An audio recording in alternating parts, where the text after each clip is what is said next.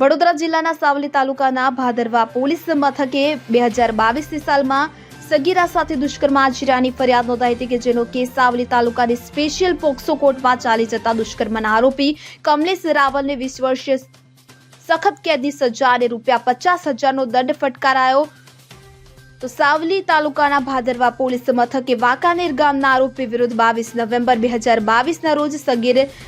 પીડિતાને ભગાડી લઈ જવાની ઘટનાની ફરિયાદ ભાદરવા પોલીસ મથકે નોંધાઈ હતી કે જેમાં વાંકાનેર ગામના આરોપી કમલેશ રતિલાલ રાવળે ગામની જ 13 વર્ષની નાની સગીર પીડિતાને પ્રેમજાળમાં ફસાવી ભગાડી જઈ દુષ્કર્મ આચર્યાની ફરિયાદ નોંધાવવાનો કેસ સાવલી તાલુકાની સ્પેશિયલ પોક્સો કોર્ટમાં ચાલી જતા સરકારી વકીલ સીજી પટેલની ધારદાર દલીલોને ગ્રાહ્ય રાખી નામદાર સ્પેશિયલ પોક્સો કોર્ટના જજ જે ઠક્કર દ્વારા આરોપીને તકસીરવાર ઠેરાવાયો હતો અને સમાજમાં દાખલારૂપ ચુકાદામાં સગીરા સાથે દુષ્કર્મ આચરનાર આરોપી કમલેશ રાવલને દુષ્કર્મ સહિત ઇપિકોની વિવિધ કલમો હેઠળ 20 વર્ષ સખત કેદની સજા અને ₹50,000નો દંડ ફટકાર્યો હતો, જ્યારે અન્ય નોંધાયેલ ફરિયાદની ઇપિકોની કલમ 363, 366 હેઠળ 3 અને 5 વર્ષની સજા અને 3 અને 5,000 રૂપિયાનો દંડની સજા કરાઈ છે અને જો આરોપી દંડની રકમ કોર્ટને ભરપાઈ કરે તો તે એક રકમ પીડિતાને ચૂકવવા હુકમ કરેલ છે અને નામદાર કોર્ટ દ્વારા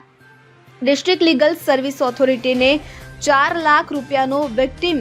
કોમ્પન્સેશન ભોગ બનનાર પીડિતાને ચૂકવવા ભલામણ કરવામાં આવી છે। ભાદરવા પોલીસ સ્ટેશનમાં તારીખ 18/1/23ના રોજ નોંધાયેલી ફરિયાદમાં આરોપી કમલેશ રતિલાલ રાવળ રહેવાસી વાંકાનેર તાલુકો સાવલી નો ભોગ બનનાર સગીરાને પ્રેમજાળમાં ફસાવી લગ્ન કરવાની લાલચ આપી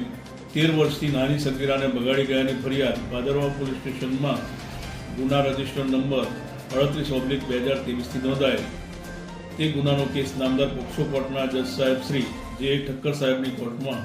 ચાલી જતા નામદાર પોક્સો કોર્ટના જજ સાહેબ શ્રી જે ઠક્કર સાહેબનાઓએ આરોપી કમલેશ રતિભાઈ રાવળને તકસીરવાન ઠરાવી સદર ગુના કામે ઇપિકો કલમ 376 તથા પોક્સો એક્ટની કલમ 3, 4, 5, 6 કામે આરોપી કમલેશ રતિલાલ રાવળને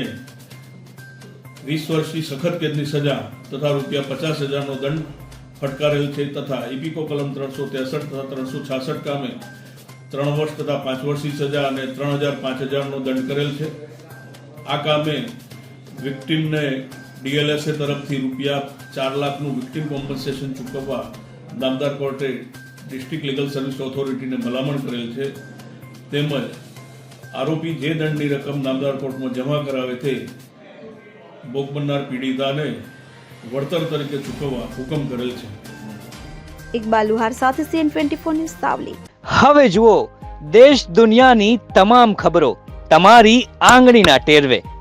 ઉઠાવો મોબાઈલ અને Google Play Store પરથી ડાઉનલોડ કરો અમારી CN24 ન્યૂઝ મોબાઈલ એપ।